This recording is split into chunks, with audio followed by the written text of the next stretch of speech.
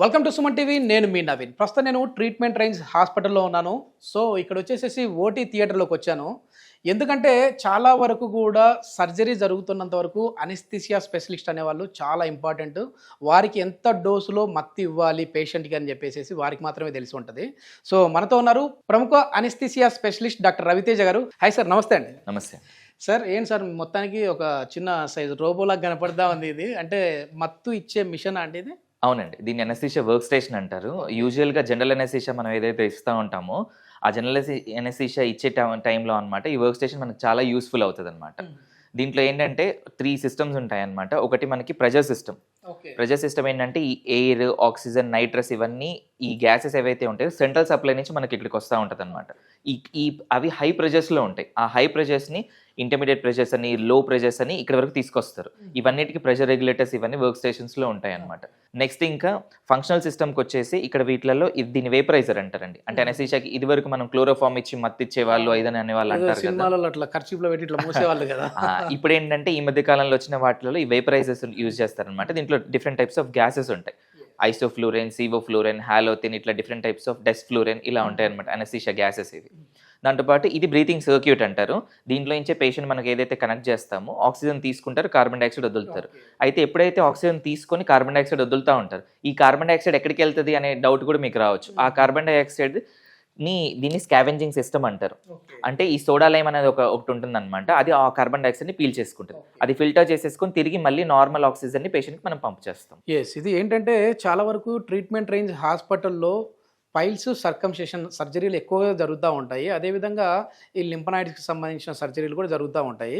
So అట్లాంటి వాళ్ళకంటే ఇక్కడ మనము ముఖ్యంగా ఎట్లాంటి అనెస్థీషియా ఇస్తూ ఉన్నాం సార్? ఎందుకంటే అనెస్థీషియా అంటేనే భయపడిపోతూ ఉంటారు చాలామంది. అమ్మో మత్తు ఇస్తారంట, మళ్ళీ ఆ మత్తులోంచి మనం బయటికి వస్తామా లేదా అంటుంటారు. కొద్దిమంది అసలు వెనుక ఈపు భాగంలో మత్తు ఇచ్చారంటే కాళ్ళు చేతులు పడిపోతాయంట అన్నట్లుగా కూడా భయాలు ఉంటాయి. ఇక్కడ ఎట్లాంటి అనెస్థీషియా ఇస్తా ఉన్నారు? యూజువల్గా ఎలా ఉంటుందంటే అండి, నార్మల్గా అనెస్థీషియాలో కూడా మనం ఒకవేళ లోయర్ అబ్డామినల్ సర్జరీస్ అంటే పొట్ట నుంచి ఈ నాభి నుంచి కింద వరకు జరిగే ఏదైనా సర్జరీస్ ఉన్నా కానీ, బ్లాడర్కి సంబంధించిన సర్జరీస్ కానీ, ఇప్పుడు మీరు అడిగినట్టు ఫిషర్స్, ఫిష్లాస్, పెరియానల్ యాప్సెస్ అట్లా ఏదైనా సర్జరీస్ కానీ, కాళ్ళకి ఏదైనా సర్జరీస్ చేస్తున్నా స్పైనల్ అనెస్థీషియా అనేది ఇస్తాం అనమాట. అంటే నడుముకి చిన్న ఇంజెక్షన్ ఒకటి ఇస్తాం మనం. ఇవి స్పైనల్ నీడిల్స్ అంటారండి. వీటిల్లో కూడా డిఫరెంట్ టైప్స్ ఆఫ్ సైజెస్ ఉంటాయి. ఇదివరకు చాలా పెద్ద నీడిల్స్ యూజ్ చేసేవాళ్ళు. ఇప్పుడు ఈ మధ్య కాలంలో మనం చాలా చిన్న చిన్న నీడిల్స్ యూజ్ చేస్తున్నాం, చిన్న సైజ్ నీడిల్స్. దానివల్ల బ్యాక్ పెయిన్ అవి వచ్చే ఆస్కారం కూడా చాలా తక్కువ. కానీ ఇక్కడ ఏదైతే మనం సర్కంసెషన్ గురించి మాట్లాడుతున్నామో అక్కడ కేవలం మనం లోకల్ అనెస్థీషియా ఇస్తాం. అంటే ఒకవేళ పెన్నిస్ అనుకోండి, దాని సరౌండింగ్లోనే మనం చిన్నగా అనెస్థీషియా డ్రగ్ ఏదైతే తీసుకొని సిరింజ్లో అక్కడే డిపాజిట్ చేస్తాం. ఆ పోర్షన్ మట్టుకే మనకి అనెస్థీషియా వస్తుంది. అందుకని వాళ్ళు కాన్షియస్లోనే ఉంటారు. వాళ్ళు తిరిగి వెంటనే వాళ్ళ యాక్టివిటీ స్టార్ట్ చేసుకోవచ్చు, తిరిగి వెంటనే వాళ్ళు తినేసేయచ్చు. ఎక్కువసేపు హాస్పిటల్లో స్టే ఉండాల్సిన అవసరం కూడా ఉండదు. అదే ఒకవేళ మనము రీజనల్ అనెస్థీషియా అంటే ఒకవేళ ఫర్ ఎగ్జాంపుల్ ఈ హ్యాండ్కి ఒక సర్జరీ చేస్తున్నారు, ఆ హ్యాండ్కి సర్జరీ చేసినప్పుడు సర్టెన్ బ్లాక్స్ ఇస్తాం మనం. ఆ బ్లాక్స్ ఇచ్చినప్పుడు ఆ చెయ్యి మట్టుకే పనిచేయదు. అదొక రకమైన అనెస్థీషియా అనమాట. అదే జనరల్ అనెస్థీషియా కానీ, స్పైనల్ అనెస్థీషియా కానీ ఇలాంటివి ఇస్తున్నాము ఏదంటే పేషెంట్ హాస్పిటల్లో ఉండాలి. సర్జరీ అయిపోయిన తర్వాత కూడా ఎఫెక్ట్ పోయేంత వరకు కూడా పేషెంట్ వాళ్ళు హాస్పిటల్లో ఉండాలి. అదే ఈ లోకల్ అనెస్థీషియా ఏదైతే మనం ఇస్తున్నామో ఈ సర్కంసిషన్స్కి, వాటికి ఆ టైం బీయింగ్ వరకు ఉంటే సరిపోతుంది. అందుకని వాళ్ళు వెంటనే దాని తర్వాత వాళ్ళ యాక్టివిటీ స్టార్ట్ చేసుకోవచ్చు. ఓకే. కొద్దిమంది మామూలుగా అంటే మాకు ఈ అనెస్థీషియా ఇచ్చారు కానీ ½ అన్ అవర్ అని చెప్పారు, 1 అవర్ అవుతుంది ఇంకా బయటికి రావట్లేదు, కోమాలోంచి అంటుంటారు కదా, అది కోమా స్టేజేనా అండి? అది జనరల్ అనెస్థీషియాలో యూజువల్గా మనం చూస్తూ ఉంటాం. జనరల్ అనెస్థీషియా అంటే ఏంటి సార్? జనరల్ అనెస్థీషియా ఏంటంటే అండి, ఇప్పుడు ఒక పేషెంట్ మన దగ్గరికి వచ్చారు, వాళ్ళకి అంటే ఈ అబ్డామిన్ నుంచి పైన వరకు ఏదైనా ఒక సర్జరీ ప్లాన్ ఉండింది. ఇప్పుడు యూజువల్గా మనకు ఒకవేళ ఒక పేషెంట్ వచ్చి పడుకున్నారు అనుకోండి, వాళ్ళకి మనం ఒక ఇంజెక్షన్ ఇచ్చినా లేకపోతే ఏదైనా కట్ లాంటిది చేసినా చెయ్యి కదిలిస్తారు, లేదు ఇదంటే నొప్పి అని చెప్తారు. మన అనెస్థీషియా పర్పస్ ఏంటంటే వాళ్ళ కాన్షియస్నెస్ ఉండకుండా చేయటం, వాళ్ళ చేతులు కాళ్ళు కదలికుండా చేయటం, దాన్ని మజిల్ రిలాక్సేషన్ అంటారనమాట. ఈ జనరల్ అనెస్థీషియా ఇచ్చినప్పుడు వాళ్ళు కదిలించరు, ఏం మూమెంట్స్ చేయరు, పెయిన్ కూడా పర్సెప్షన్ ఉండదన్నమాట వాళ్ళకి. ఎప్పుడైతే మనం దాన్ని ఎలా అటైన్ చేస్తాము అంటే సర్టెన్ టైప్స్ ఆఫ్ డ్రగ్స్ ఉంటాయి మా దగ్గర. ఆ డ్రగ్స్ ఇచ్చిన తర్వాత పేషెంట్ కాన్షియస్నెస్ అనేది పోతుంది, మజిల్ రిలాక్సేషన్ ఇచ్చిన తర్వాత కదలికలు పోతాయి. దాని తర్వాత మనము దీన్ని లారింగోస్కోప్ అంటారు. దీన్ని యూజ్ చేసి ఈటీ ట్యూబ్ అంటారండి. ఇది ఒక గొంతులో మనం ఒక ట్యూబ్ వేస్తాం అనమాట. ఈ ట్యూబ్ వేసి వాళ్ళకి continuous supply of oxygen and gases ఇస్తాం మనం.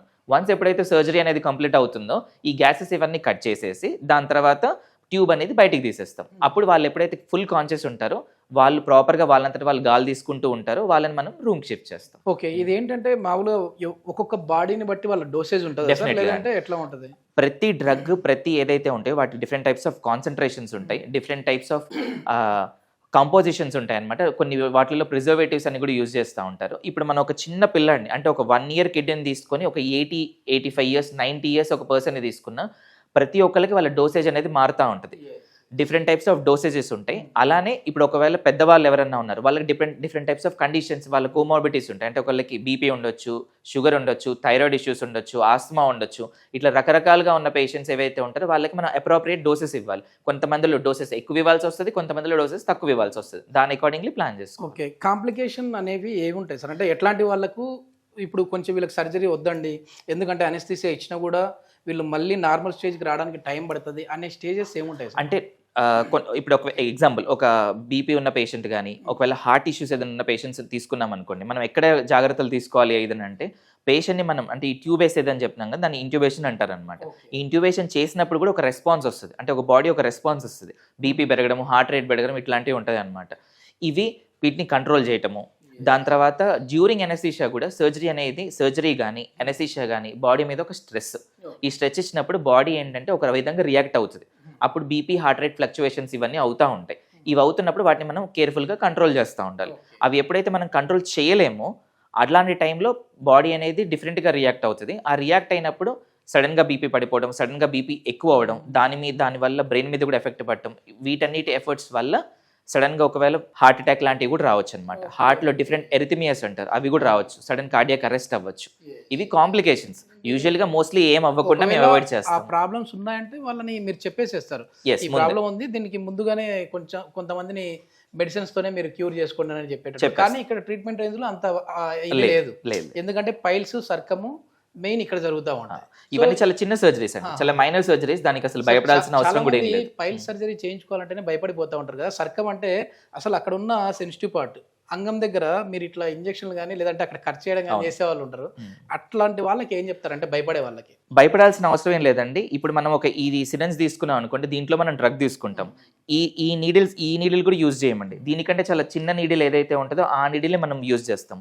ఆ నీడిల్ యూజ్ చేసి కొద్దిగా అమౌంట్ ఆఫ్ డ్రగ్ తీసుకొని జస్ట్ ఇప్పుడు మన పెన్నీస్ ఇదంటే దాని సరౌండింగ్ ఏరియాలో డిపాజిట్ చేస్తాం. మనం ఇచ్చిన ఒక 1 to 5 minutes మన ఎఫెక్ట్ వచ్చేస్తుంది. ఎఫెక్ట్ వచ్చిన తర్వాతనే వాళ్ళు స్టార్ట్ చేస్తారు. అందుకని మనం భయపడాల్సిన అవసరం లేదు. తెలిసిపోతుంది అక్కడ మిమ్మల్ని ఫస్ట్ అడుగుతారు టచ్ చేసి కానీ పించ్ చేసి కానీ చూసి నొప్పి లేదు అన్న తర్వాత వాళ్ళు ప్రొసీజర్ స్టార్ట్ చేస్తారు. ఒకవేళ లేదు, సరిగ్గా రాలేదనుకోండి, మళ్ళీ కొద్దిగా డ్రగ్ ఇస్తారు. మొత్తానికి సినిమాలో హీరోలు, విలన్లు, హీరోయిన్లు తెర మీద కనపడతా ఉంటారు, తెర వెనక కనపడకుండా డైరెక్టర్లు, రైటర్లు ఉంటారు. అట్లనమాట మీరు అనెస్థీసియా స్పెషలిస్ట్ అనేవాళ్ళు. సో ఏదైనా సరే ముందు ఆ అనెస్థీసియా ఇచ్చిన తర్వాతనే ప్రొసీజర్ అంతా జరగాలి. ఎగ్జాక్ట్లీ. ఓకే. చాలా మంచి ఇన్ఫర్మేషన్ సార్. ఇది మొత్తానికి ట్రీట్మెంట్ రేంజ్ హాస్పిటల్లో ఈ వీడియో చేయడానికి రీజన్ కూడా ఏంటంటే ట్రీట్మెంట్ రేంజ్ హాస్పిటల్లో పైల్స్, సర్కమ్స్ ఎక్కువ జరుగుతూ ఉంటుంది.